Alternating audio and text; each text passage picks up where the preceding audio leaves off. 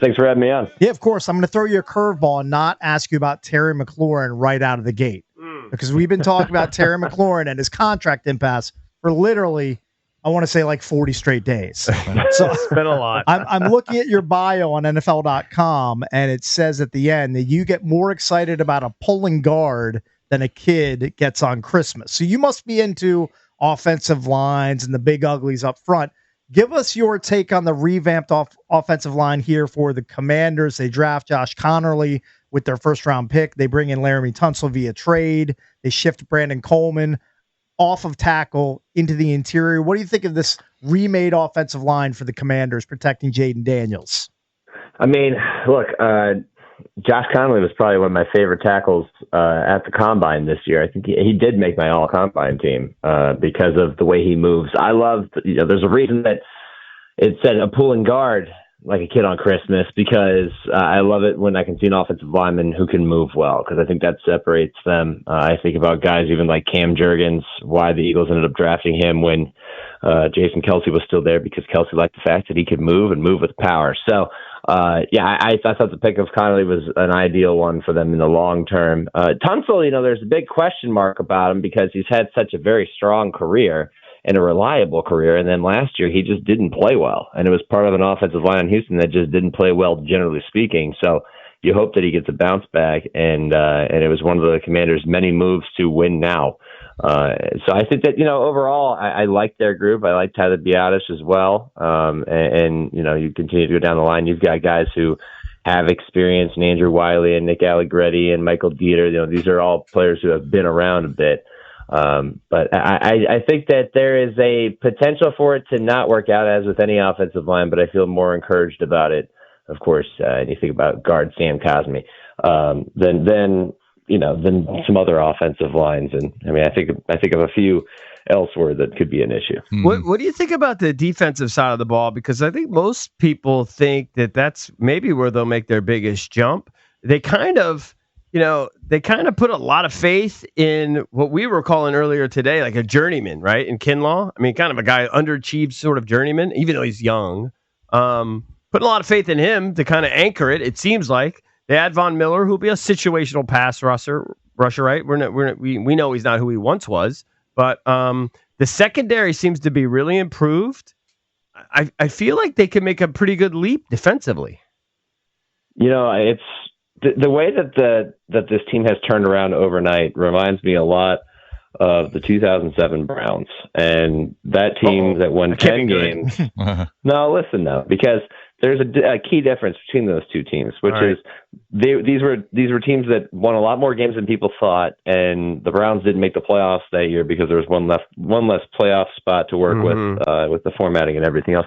They had Derek Anderson at quarterback. Okay, the Commanders had Jaden Daniels, who's going to be a superstar, if not already. And the reason I compare them to that 2007 Browns team is because a lot of what they did well was done by proven veterans who were just looking for another year or 2-year contract. And it fell off a cliff the next year because they didn't have much youth to work with. They had Braylon Edwards and Kellen Winslow, but like Jamal Lewis, end stage Jamal Lewis was their leading rusher the year before. So I compare that because there's a lot of those guys on the defensive side of the ball with this team. But another huge difference, you got Dan Quinn as your coach, a very experienced defensive coordinator who earned this job because of the way he turned around the Cowboys defense. And you still have some young pieces I like. I love Frankie Louvu. I've loved him for years. Kinlaw was a guy I really liked out of college, but has not quite lived up to the expectation. But he got him next to Daron Payne.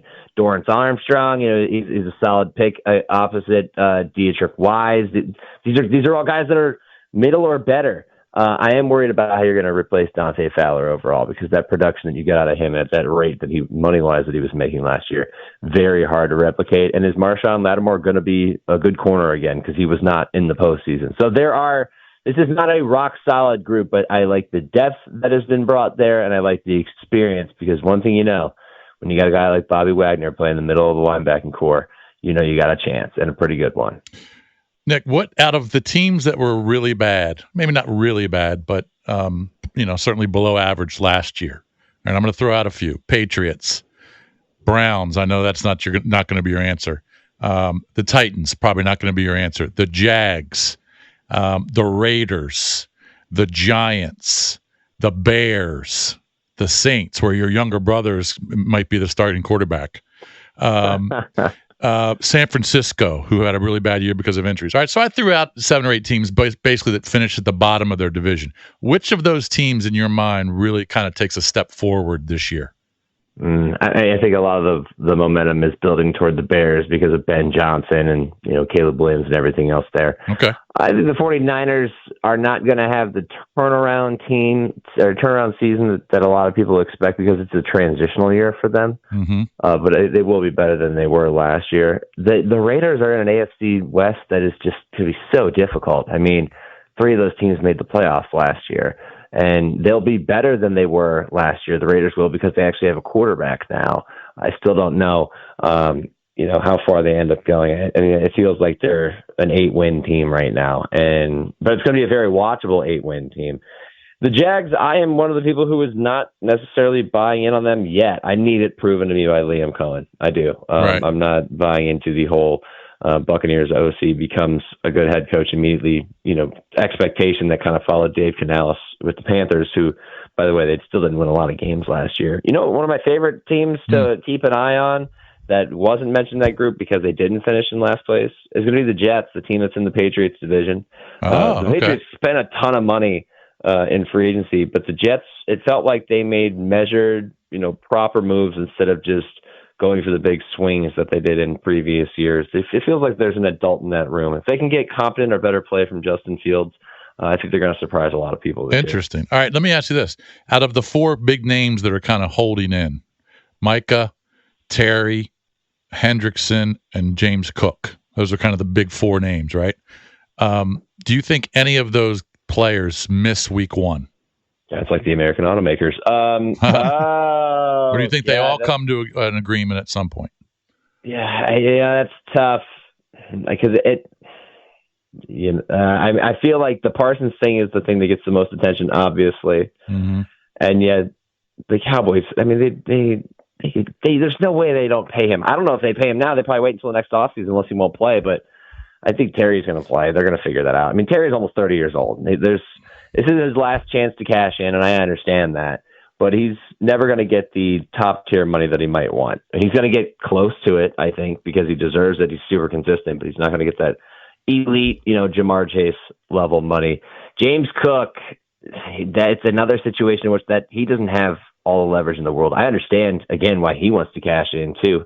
But, you look at Kyron Williams getting $11 million per year. Right. I think that's about what I would pay James Cook, and I don't know if that would satisfy him. And frankly, the Bills don't have the space in their cap going forward next year.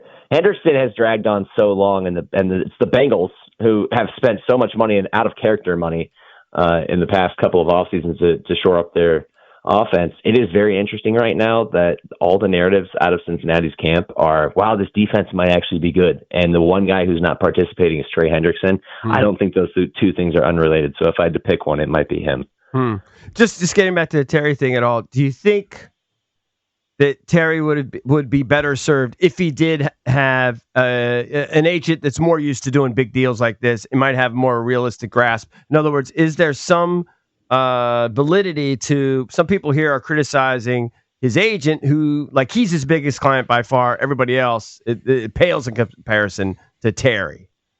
Yeah, I think that always helps when you have a Drew Rosenhaus or right, for a long time, guys that have done these deals like a lot. That. Yeah, exactly. The guys they come in with power, they come in with respect, and they also come in with familiarity with a lot of these front offices. Yeah, I think that definitely would help him.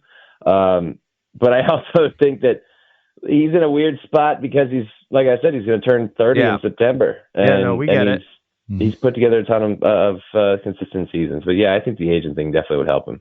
Nick, I need you to look into your crystal ball. I know we haven't played one regular season game yet, but which of these 3 teams, or you can throw a mystery team in here, will be picking number 1 overall in 2026? Is it the Saints, the Browns, the Titans, or Nick Shook's mystery team that could pick number 1 overall because they're so bad this upcoming season? I think it's going to be the Saints taking number 1 overall. That's the team I have the least confidence in the entire league. The Titans are going to be pretty close to that too.